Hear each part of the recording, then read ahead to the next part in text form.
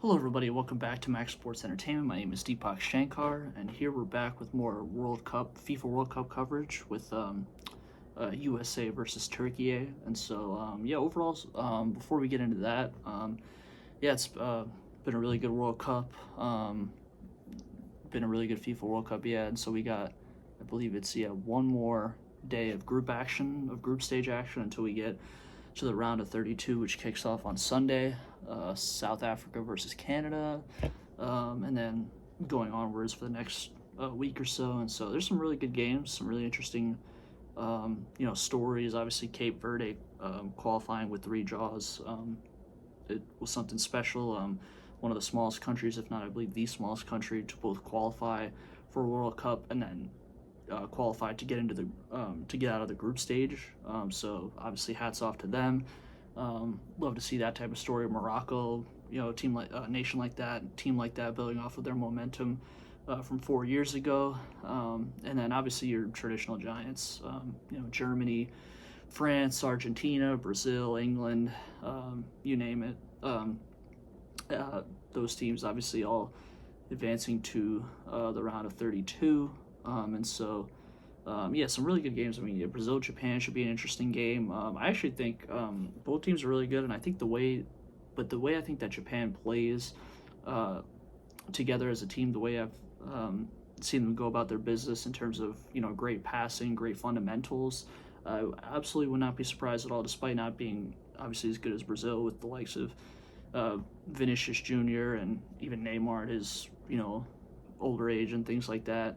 Just that type of star power.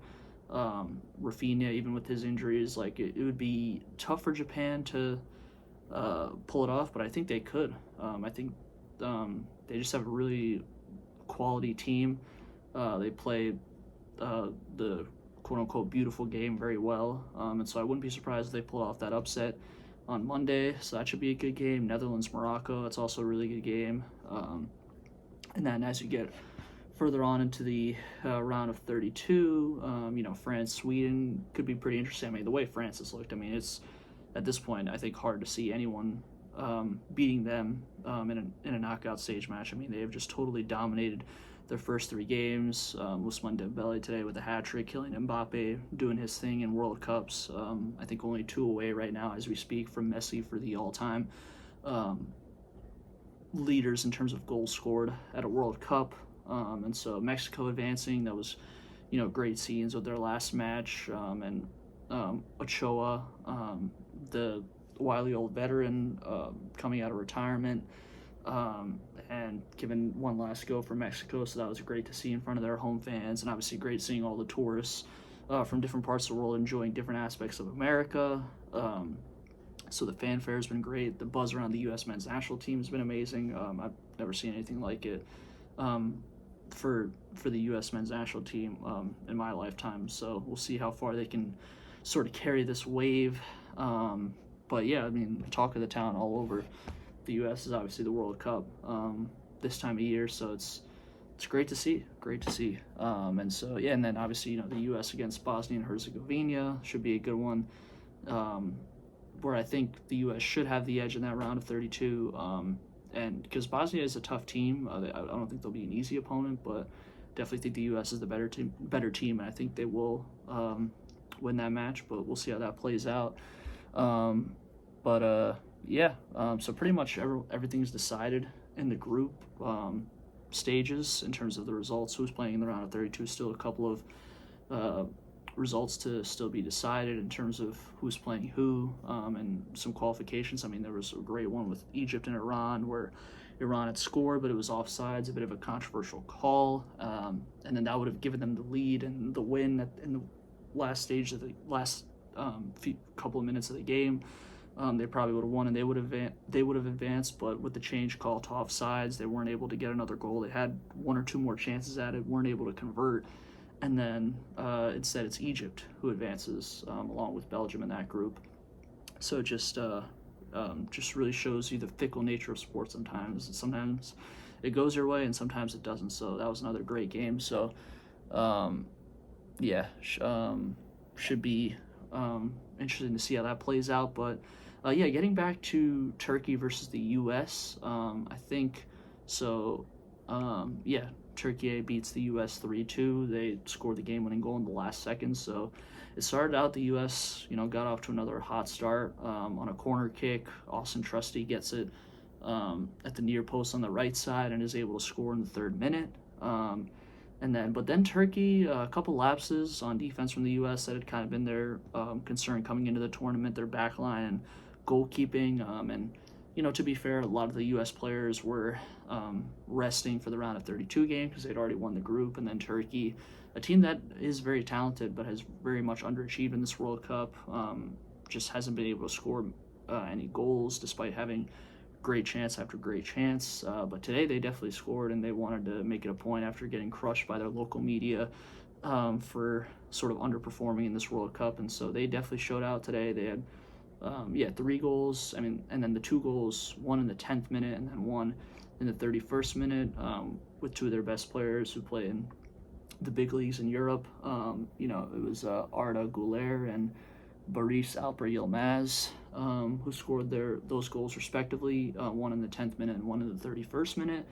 And then in the 98th minute, after there were 6 minutes of stoppage time, Pulisic gets megged, and I think it was a set piece at the end of the game.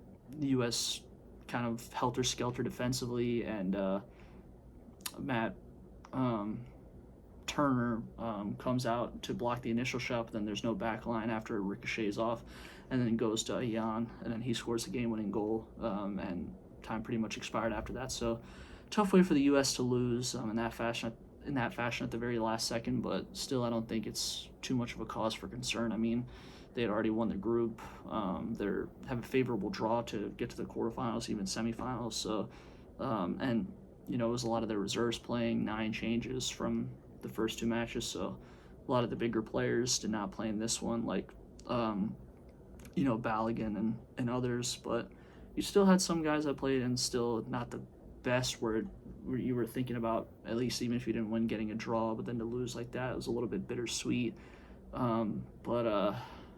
With still guys like Weston McKennie and Tim Weah playing and such, and so in terms of the stats, expected goals. Turkey, it was pretty much an even game all around. The USA had a little bit more possession. Turkey they were capitalized much better on their chances. They had fewer chances than the U.S., but they converted on pretty much all their chances. 3 big chances created, 3 goals, and so they capitalized on that very well. The U.S. had more accurate passes by a little bit, had more possession, like I said. Turkey won more duels. 5 saves to 1, and then the same amount of fouls committed at 13 apiece. Their goalkeeping was a lot better, especially with the U.S. having more chances but not being able to take advantage of them. But then Turkey and their lesser opportunities being more quality with them and taking full advantage. Especially in the second half, the U.S. had chance after chance to take the lead, but just weren't able to execute. You had someone like the subs came in and played really well, but then Pulisic really coming in the second half changed things in terms of they were creating a lot more chances, but they just weren't converting after the 49th minute goal by Sebastian Berhalter, which is a great goal. Great to see him come on as a substitute and do his thing there. But Pulisic was creating a lot of chances, etc., but wasn't defending the best, and then the chances unfortunately just weren't being converted. So he's still a very valuable asset to the team. Great player, the USA's best player, and so they're going to need him to go far in this World Cup. We're going to need him to go far in this World Cup, and so it's it was just one of those matches, and so you can't win all of them. And so far, the U.S. have definitely done all that they wanted to do, all that they wanted to do heading into this World Cup, and so. Like I said, obviously a long way to go. So, in terms of, shots faced, Turkey, their goalkeeper faced 9 more shots. and pretty even defensively. I mean, 20 tackles for Turkey to U.S.'s 9, so that was a pretty big difference. Duels, Turkey won more. Yeah, and for Turkey, Aiden played really well. Guler scored the goal, also played really well. He had one goal. And then you had Yilmaz, 1 goal, 1 assist. Kochu for Turkey, 1 assist. And then Ayan obviously with the goal, and then Kakir with 5 saves despite giving up the 2 goals. So overall, I thought he did a pretty good job. And then for the U.S., Matt Turner didn't have any saves and gave up 3 goals. So not his best performance. So they're definitely going to need Matt Freese to get back in there because the back line was playing a lot better when he was in, and obviously when the starters were playing. So obviously you don't want to lose any rust and then not have any of those yellow cards from previous matches turn into another yellow card or red card, whatever it may be, in a pretty meaningless match like this one. And so, yeah, I mean, Tim Weah and others played well. Weston McKennie did his thing. Pulisic, obviously, Aronson, Gio Reyna as well. And then the substitutes did what they could when they came in. So Sergio Dest, who's obviously been really good throughout the tournament, was a sub today, and then Alex Freeman, Scally. So long way to go in this tournament, and so we'll see about that next match in the round of 32 against Bosnia coming up on July 1st in Santa Clara.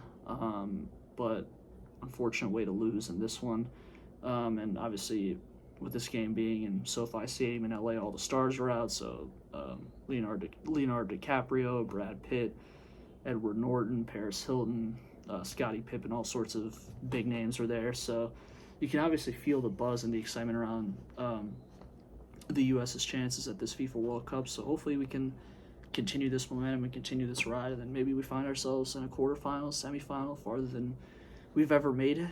So it just definitely gets me excited thinking about that, because, I mean, the whole country will be tuned into that if that is the case, and if really the U.S. men's national team for the first time ever can have arrived, because obviously the women's team is won 3 World Cups, I believe, and then 2 in 2015 and 2019.